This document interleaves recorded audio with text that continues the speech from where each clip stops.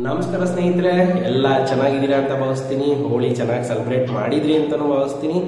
ಇವತ್ತು ನಾನು ಟಾಪಿಕ್ಗೆ ಹೋಗೋಕ್ಕಿಂತ ಮುಂಚೆ ಕೆಲವೊಂದು ಚಾಲೆಂಜಸ್ಸನ್ನು ಹೇಳ್ತೀನಿ. ನಾನು ಹೊಸದು ಏನಾರೋ ಮಾಡೋಣ ಕನ್ಸಿಸ್ಟೆಂಟ್ ಆಗಿ ಅಂತ ಹೋಗ್ತೀನಿ, ಆದರೆ ಆಗ್ತಿಲ್ಲ. ಹೊಸ ಯಾವ್ದಾರೋ ಹಾಬಿ ಪಿಕ್ ಮಾಡೋಣ ಅಂತ ಪಿಕ್ ಮಾಡ್ತೀನಿ. 1 or 2 days ಅಷ್ಟೇ ಆ್ಯಕ್ಷನ್ ತೊಗೊಳೋದು, ಆಮೇಲೆ ತೊಗೊಳಕ್ಕಾಗ್ತಿಲ್ಲ. ಇಲ್ಲ ಜಿಮ್ಮಿಗೆ ಜಾಯ್ನ್ ಆಗ್ಬೋದು, ಇಲ್ಲ ಬುಕ್ ಓದೋದಿರ್ಬೋದು, ಇಲ್ಲ ಯಾವ್ದಾರೋ ಹೊಸ ಕೋರ್ಸಿಗೆ ಜಾಯ್ನ್ ಆಗ್ಬೋದು, ಆದರೆ ಕನ್ಸಿಸ್ಟೆಂಟಾಗಿ ಮಾಡೋಕ್ಕಾಗ್ತಿಲ್ಲ. ಇದಕ್ಕೆ ಸೊಲ್ಯೂಷನ್ ಏನಪ್ಪ ಅಂತ ಅಂದರೆ ಸೆಲ್ಫ್ ಡಿಸಿಪ್ಲಿನು ಇರ್ರೆಸ್ಪೆಕ್ಟಿವ್ ಆಫ್ ಬೇರೆಯವ್ರು ಬಂದು ನಮಗೆ ಹೇಳಬೇಕು ಅನ್ನೋ ಅವಶ್ಯಕತೆ ಇರೋದಿಲ್ಲ. ನಮಗೆ ನಾವು ಸೆಲ್ಫ್ ಕಂಟ್ರೋಲ್ ಮಾಡ್ಕೊಳ್ಳೋದು. ಯಾಕೆ ಅಂದರೆ ನಾವು ಏನೇ ಮಾಡಬೇಕಾದ್ರೂ ಟೆಂಪ್ಟೇಷನ್ ಆಗೇ ಆಗುತ್ತೆ. ಸೊ ಆ ಟೆಂಪ್ಟೇಷನ್ನ ನಾವು ಹೆಂಗೆ ಕಂಟ್ರೋಲ್ ಮಾಡ್ತೀವಿ, ಅದು ಸೆಲ್ಫ್ ಡಿಸಿಪ್ಲಿನ್. ಇದರೊಳಗಡೆ ನಾನು ನಿಮಗೆ ಇನ್ನೊಂದು ಸಿಂಪಲ್ ಆಗಿ ಟ್ರಿಕ್ಸ್ ಏನು ಹೇಳ್ತೀನಿ ಅಂತ ಅಂದರೆ, ಹೊಸದು ಏನೇ ನೀವು ಪಿಕ್ ಮಾಡ್ತೀರಾ ಅಂತ ಅಂದರೆ, ಫಸ್ಟಿಗೆ 30 minutes 1 hour ಪಿಕ್ ಮಾಡೋಕ್ಕಿಂತ ಅಟ್ಲೀಸ್ಟ್ ಡೈಲಿ 10 minutes ಪಿಕ್ ಮಾಡಿ.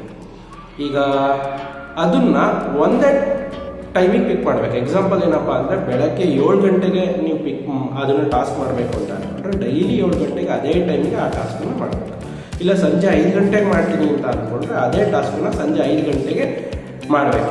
ಅವಾಗ ಏನಾಗುತ್ತೆ ಅಂತ ಅಂದರೆ, ನಿಮಗೆ ಆ ಡಿಸಿಪ್ಲಿನ್ ಮಸಲು, ಕನ್ಸಿಸ್ಟೆನ್ಸಿ ಮಸಲು ಬಿಲ್ಡ್ ಆಗ್ತಾ ಹೋಗುತ್ತೆ. ಸೊ ಡೈಲಿ 10 minutes ಇಲ್ಲ 5 minutes ಅದು ನಿಮಗೆ ಚಾಲೆಂಜ್ ಅನ್ಸೋದಿಲ್ಲ.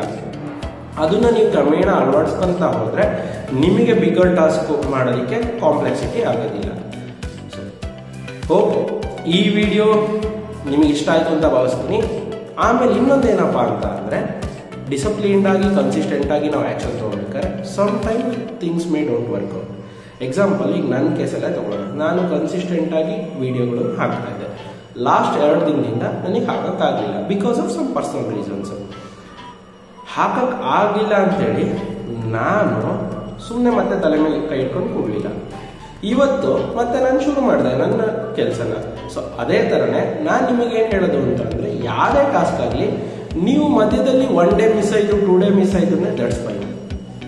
ಏನಪ್ಪ ಅಂದರೆ, ನಿಮಗೆ ನೀವು ಬಿಗ್ಗೆಸ್ಟ್ ಚೀರ್ ಲೀಡರ್ ಆಗಬೇಕು. ಯಾವಾಗ ನೀವು ನಿಮಗೆ ಬಿಗ್ಗೆಸ್ಟ್ ಚೀರ್ ಲೀಡರ್ ಆಗ್ತೀರಾ, ಯಾವಾಗ ನೀವು ನಿಮಗೆ ಸಪೋರ್ಟ್ ಮಾಡ್ತೀರಾ, ಆವಾಗ ಎಂಥ ಟಾಸ್ಕ್ ಇದ್ರೂ ನಿಮಗೆ ಅದು ಕಷ್ಟ ಆಗೋದಿಲ್ಲ. ಈ ವಿಡಿಯೋ ಏನನ್ನಿಸ್ತು ಅನ್ನೋದನ್ನು ಕಮೆಂಟ್ ಬಾಕ್ಸಲ್ಲಿ ತಿಳಿಸಿ. ನಾಳೆ ಮತ್ತೊಂದು ಹೊಸ ಕಾನ್ಸೆಪ್ಟೊಂದಿಗೆ ನಿಮ್ಮ ಮುಂದೆ ಬರ್ತೀನಿ. ಧನ್ಯವಾದಗಳು. ಮೈಂಡ್ಸೆಟ್ ಬಗ್ಗೆ ಏನಾರು ಕಲಿಬೇಕು ಅಂತ ಅನಿಸಿದರೆ ಮೈಂಡ್ಸೆಟ್ ಅಂತ ಕಮೆಂಟ್ ಮಾಡಿ. ಚಾನಲ್ಗೆ ಸಬ್ಸ್ಕ್ರೈಬ್ ಮಾಡಿಲ್ಲ ಅಂದರೆ ಸಬ್ಸ್ಕ್ರೈಬ್ ಮಾಡಿ. ಧನ್ಯವಾದ.